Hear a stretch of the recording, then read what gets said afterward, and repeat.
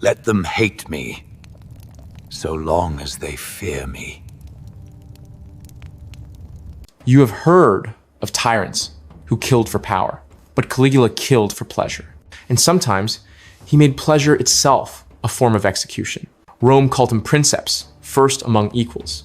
Yet when he stepped into the marble halls of the Palatine Palace, he did not see citizens or senators. He saw instruments, bodies, tongues, eyes that existed only to reflect his desire back at him. And in that reflection, he began to lose his shape. Henceforth, all citizens of Rome shall worship me as a living god. Failure to do so will be met with the severest of punishments. Imagine the city at night. The Tiber glints like spilled metal under torchlight. From the imperial bedroom drifts the sound of laughter, too loud, too sudden, echoing through corridors lined with painted gods. No one dares to ask why the emperor laughs. Because when Caligula laughs, someone always weeps. He had been the adored child, once the little boot, who charmed legions with a toddler's smile. Then came sickness, isolation, and the weight of divine expectation. When the fever finally broke, the man who rose from that bed believed he had died and returned as a god. A god, he decided, should taste everything forbidden to mortals. So began his theater of the flesh. He would summon noble wives from banquets, lead them away as their husbands trembled, and return to the table to describe what he had done, every detail, while the music played on. He turned the act of love into a decree, desire into taxation. In his eyes, possession was proof of dominion. He ordered soldiers to bring him women and men of beauty. Her husband here, a most gracious host, generously offered her to me, and I, being the ever-gracious emperor, accepted. Slaves and senators alike, claiming that the empire itself should feed his appetite. But beneath the gold and perfume, there was something colder, an emptiness-seeking shape. Witnesses spoke of him watching his own sister as if studying an artwork, of whispering to statues before touching them, of confusing worship with consumption. You can almost see him there, pale against the candlelight, speaking softly to marble gods, asking if they envy him for being alive. Every excess had a purpose. He believed that by crossing every boundary, he could unmask the weakness of those who served him.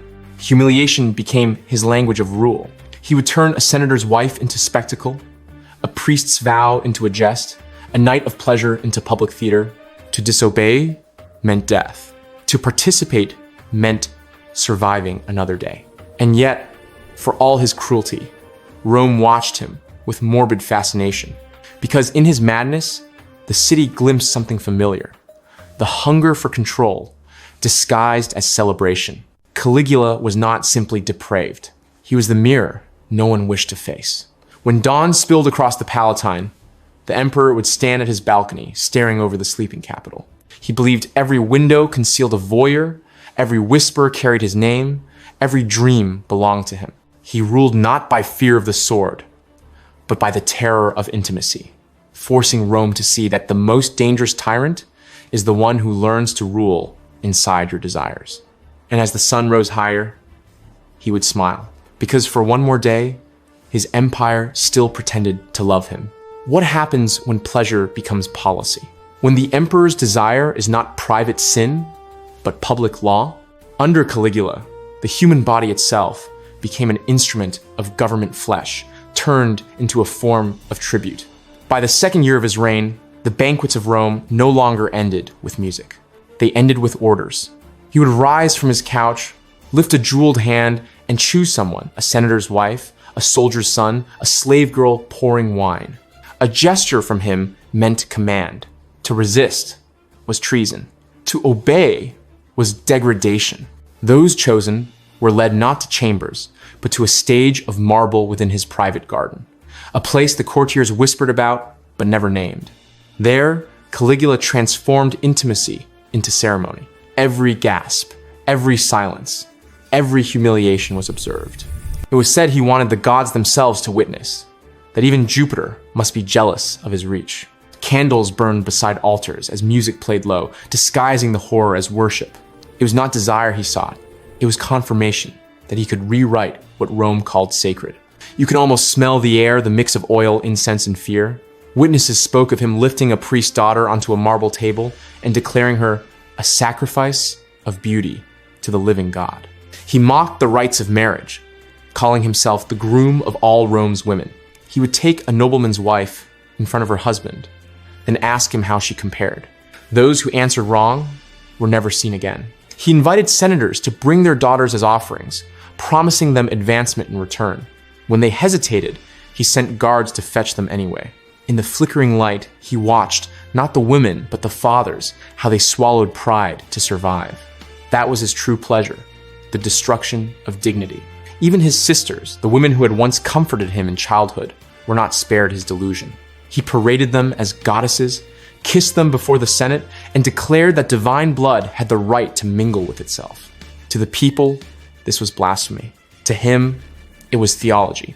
He wanted to prove that the divine was not pure, that holiness itself was corruptible, and that he, Caligula, could make the sacred obscene simply by touching it. At night, his palace became a brothel of power. He opened the imperial chambers to the public, letting citizens enter and pay for the privilege of lying with the emperor's wives, noblewomen seized for the purpose. He took their earnings as tax, laughing that Rome's morality had finally become profitable. It was the first and only time in history that the emperor turned his own court into a house of sale. But what haunted his victims most was not the violence, it was the silence afterward. No one could speak of what they had seen. No law protected them. No temple absolved them. Every whispered memory became a crime. Rome had to pretend nothing had happened, because to admit it would mean acknowledging that the line between ruler and monster had vanished. And still, he demanded more. More witnesses. More degradation. He was chasing something he could never catch. The proof that he was more than human. That his appetite could transcend the limits of flesh. He wanted the empire to feed him its virtue until none was left. When you think of Caligula's madness, do not imagine only blood and cruelty. Imagine instead the quiet after his games, the echo of a girl's sobs in the marble garden, the sound of guards dragging away those who had looked too long, and the emperor alone beneath his painted ceiling, asking his reflection why he still felt empty. Because even monsters grow lonely when no one dares to look at them. Madness rarely announces its end. It just burns until nothing is left to feed it. By the 4th year of his reign, Caligula's empire no longer needed enemies. The infection was already inside its walls. The Senate whispered in corridors heavy with fear. Governors sent reports written in trembling hands. Every citizen had begun to speak his name as if it might summon him softly, as one might mention a demon. Rome's heart was no longer marble. It was bruised flesh. He built temples not for gods, but for himself. One stood beside the forum, crowned with his statue in gold. Priests were forced to burn incense before it and call him Dominus et Deus, Lord and God. Those who hesitated were executed for blasphemy. To kneel before him was not faith, it was survival. Each day brought new spectacles of cruelty, masquerading as devotion. He made senators run beside his chariot, barefoot and bleeding, so that his horses would not grow lonely. He commanded generals to fight the sea, to stab waves with spears, and gather seashells as trophies of victory. He slaughtered prisoners for amusement, then dined among their corpses, claiming that death had finally learned manners. But beneath that lunacy ran a single, constant truth. Caligula had turned the empire's body into a mirror of his own sickness.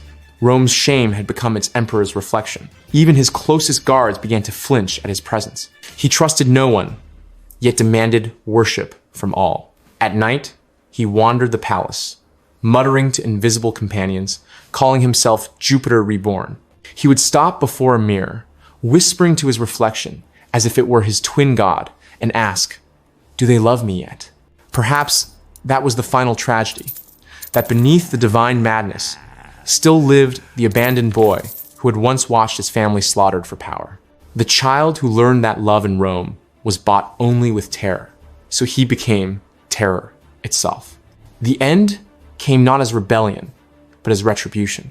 January 41 CE, the emperor prepared for another performance, a public ceremony honoring himself as living deity. The corridors of the Palatine Palace glittered with torches, soldiers lining the marble halls. Yet within that glow, waited his doom. As he passed through a narrow passageway, a small knot of men surrounded him.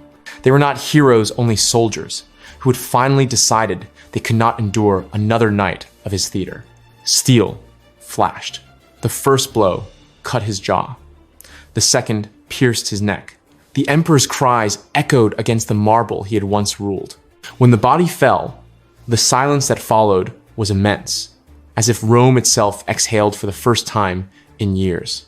His wife and child were slain soon after, their blood spilling across the same halls that had seen so many of his games. The statues of Caligula were dragged down, the temples defaced. His name was erased from records damnatio memoriae, the Roman ritual of forgetting. But history, as always, disobeyed. Because even erased names leave shadows. You can still feel his presence in the ruins of the Palatine, in the echo of marble corridors where power once demanded worship. Caligula's empire was not destroyed by war or famine.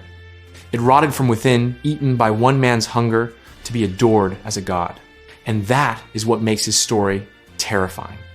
Not the cruelty, not the blood, but the truth it exposes that when desire is given the throne, when shame is turned into spectacle, and when humanity bows to the worship of its own reflection, civilization itself becomes the sacrifice.